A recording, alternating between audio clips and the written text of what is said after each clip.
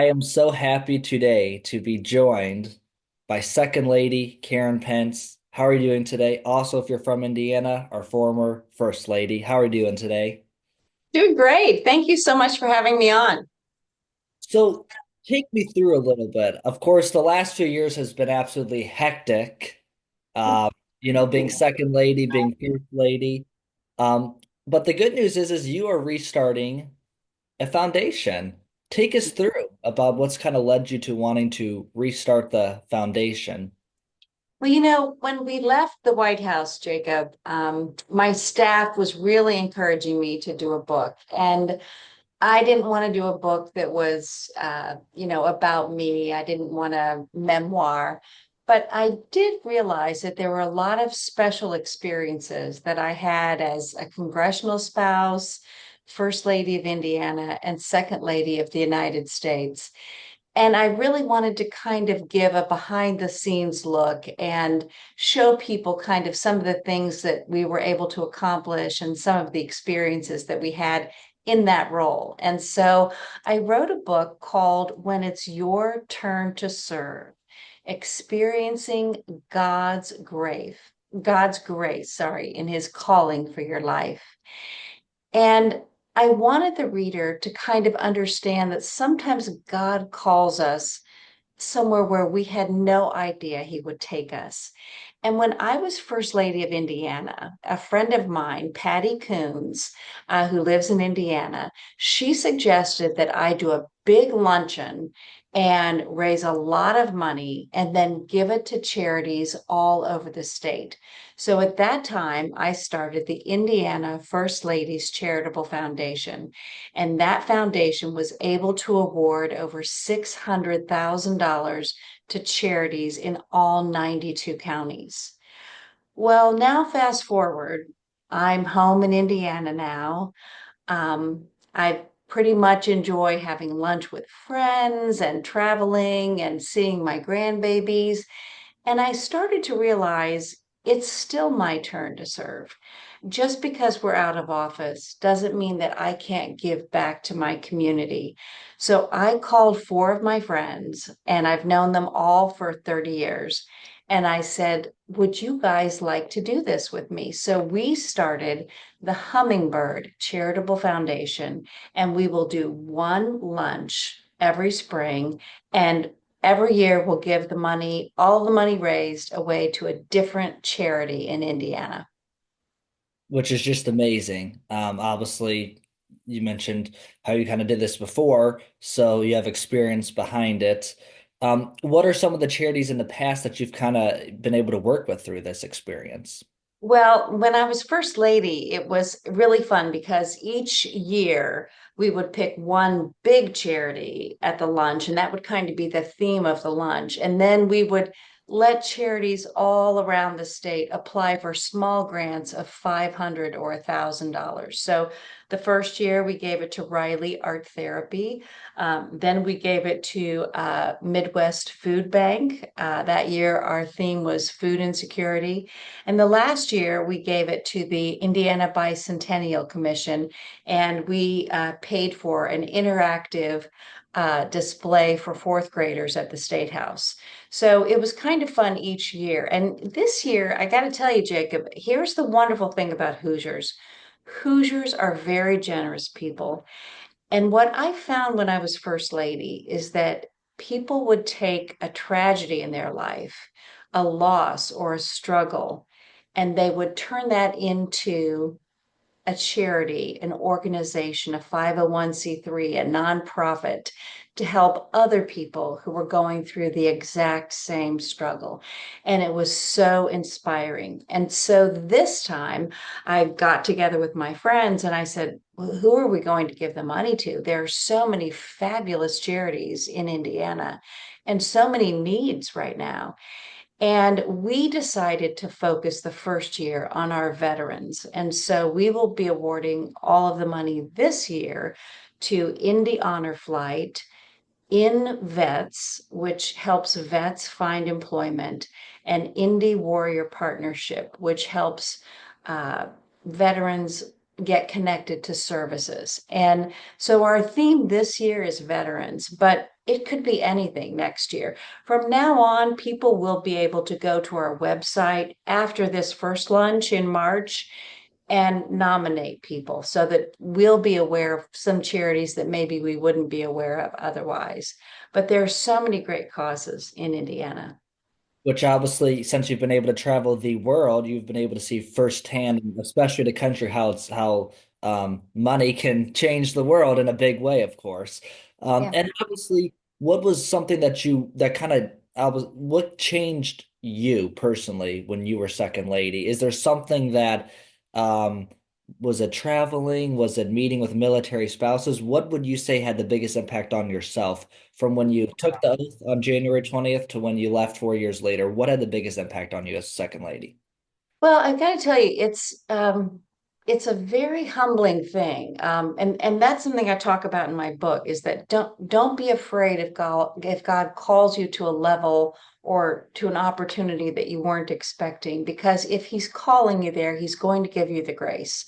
And that was what I realized was that I was going to be able to take on this new mantle, this new role of leadership. And someone told me early on, take your time in choosing your initiative. And so I did focus on art therapy, and you must have done your homework to say military spouses.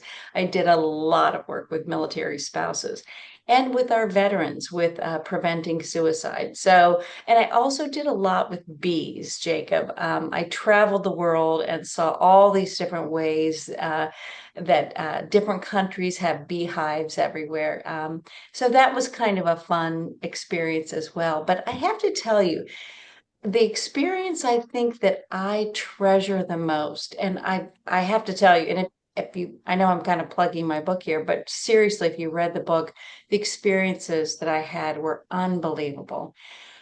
But I think the one that touched me the most was actually leading a delegation of Special Olympics kids to their competition. And so I led the American delegation, and I got to do the winter one and the summer one. And these young people have worked so hard, and they're so optimistic, and they're so inspiring. Our whole delegation, both times, was just blown away and just absolutely loved that experience. And I remember when I was writing my book, the editor said, "Oh, well, you don't mean that was the most, exciting or the biggest experience that you had?" And I said, "No, that's exactly what I mean.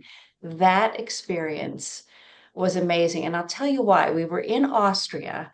And this was the Winter Olympics. And these young people had trained and trained and trained. And for some reason, that particular week in Austria, there was a lot of rain. So there was very little snow. And it just didn't deter them. And when they walked into the opening ceremonies, they were wearing those clear ponchos. Every country was wearing those clear ponchos. And our little group was, getting a little bit fussy, like, oh my gosh, we're so cold and it's raining and it's wet. These young people, these young athletes were walking out into that arena, holding their hands up high, singing and dancing. And it really put all of us in our place and helped us to learn to appreciate what we have, like those young athletes do. And was that also a solo visit where you were not with your husband, Vice President Pence at the time? So Yeah, that's that was just me. So the president had asked me to lead a delegation of the Special Olympics. So I didn't get to choose the people who went with me.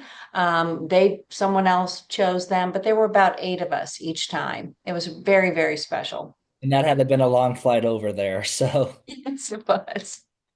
and a few other questions. What would you say is something, obviously, being in a role of leadership or being married, to the vice president, one heartbeat away from the presidency? Obviously, he's your man at the end of the day. He's not, I mean, he is the vice president, but that's your husband. What is something, is it tough to have a private life when you're in that first, second family bubble like you've experienced? I think it is. It's actually very difficult. It gets easier as time goes by. We went to a dinner theater this last weekend, and it was a small group of people. It was a small theater, and I would say by the time we left that evening, we'd had five different people come up to Mike and say, "Thank you for what you've done for our country." So we still get people frequently, stopping us and talking to us. But in Indiana, Hoosiers are it's just so respectful. They allow us to go out and have our dinner, or if they see us in the grocery, they just kind of wave and say, "Hey, Mike, hey, Karen." But when you're actually in that position, it's very difficult. There's actually no privacy at all. I actually taught art 2 days a week in Virginia while I was second lady. And, the Secret Service is standing right outside the door. So they're constantly with you. They're in the house.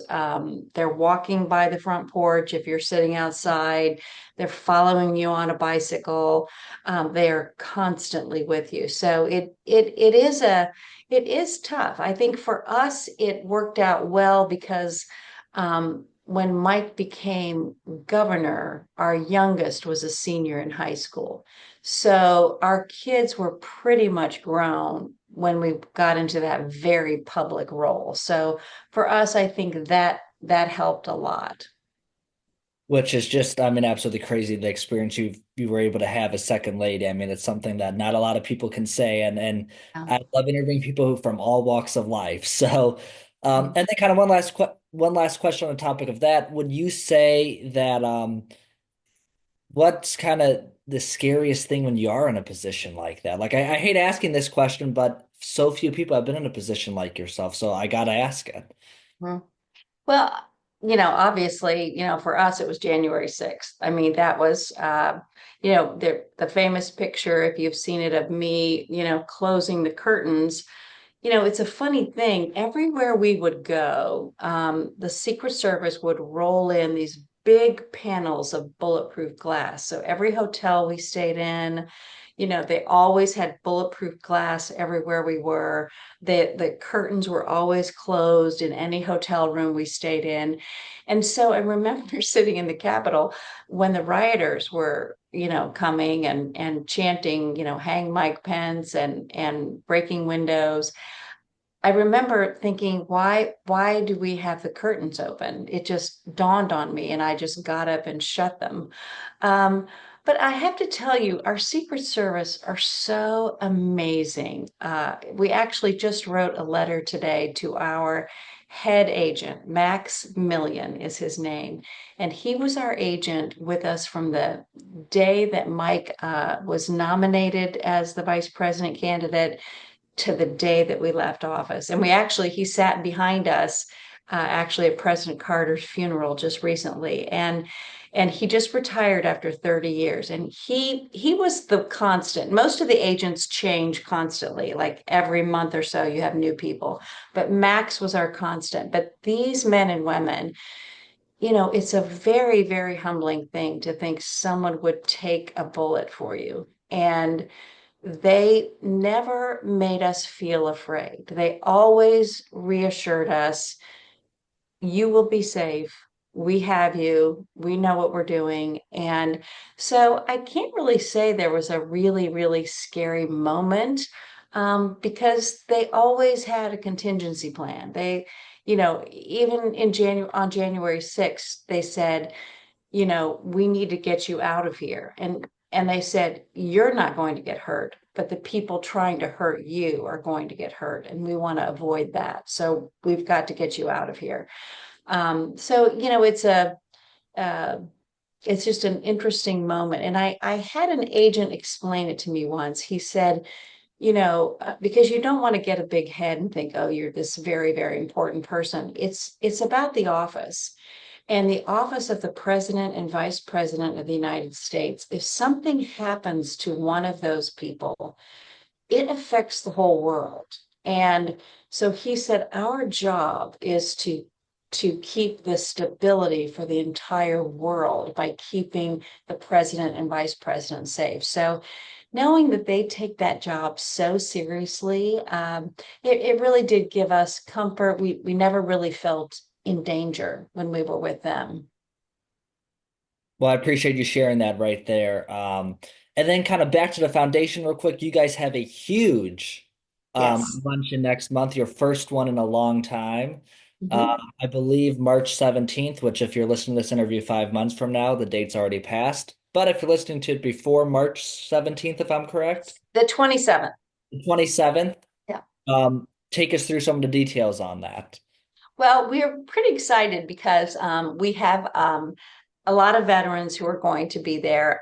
We have a fabulous website, which Magnitude helps us do our website, and they give us a very low cost because we want most of the money that we raise to go to the veterans. So, but the lunch is March 27th at the Indiana Roof Ballroom. And if you're listening to this after that date, you can come next year. It's something we're going to do every year. Our website is hummingbird.charitable.foundation.org. And the name of the foundation came from my Secret Service code name. So when I started the foundation, I went to the lawyers and I said, can it just be, I don't know, Karen Pence Foundation? And they said, oh, no, no, no. It's a 501(c)(3. It's a nonprofit. It can't have your name in it. And they said, so think of another name. So I asked my daughters and my daughter-in-law, and they said, oh, it has to be Hummingbird. I mean, that was your code name. So that's what we did. We named it Hummingbird Charitable Foundation. So please go to our website. You can read about these wonderful veterans organizations who will be receiving the money this March 27th. And if you're listening beforehand, please go to the website, buy a couple of tickets, bring a veteran with you, and we'd love to celebrate with you. For sure.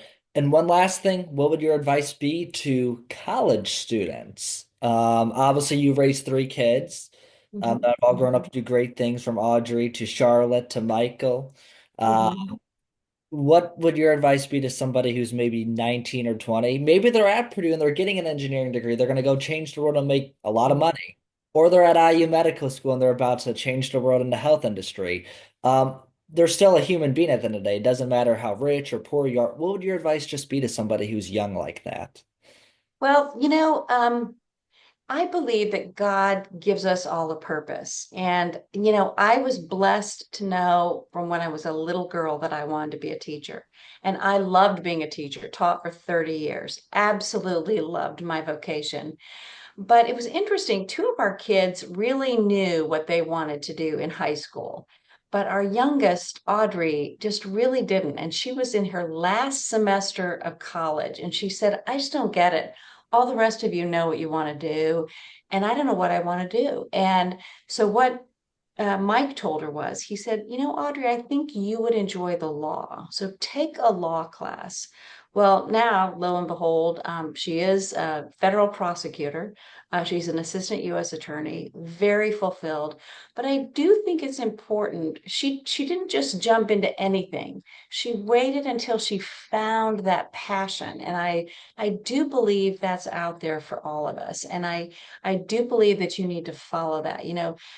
None of our kids live in Indiana, and I just hate that. And I said to Audrey recently, I just can't stand that none of you live in Indiana. And she said, well, Mom, that's your fault. And I said, why is it my fault? And she said, because you taught us to follow our dream. And so we all did. And all of those dreams took them to other places besides Indiana. So follow your dream and trust the Lord with it, and you'll find your passion. I really do believe that. Well, I appreciate you joining Jacob Beer Show today, Second Lady Pence, and it means a lot to me. And I appreciate your service to our state and our country and everything that you've done. And I can't wait to see everything go really well with the foundation going forward.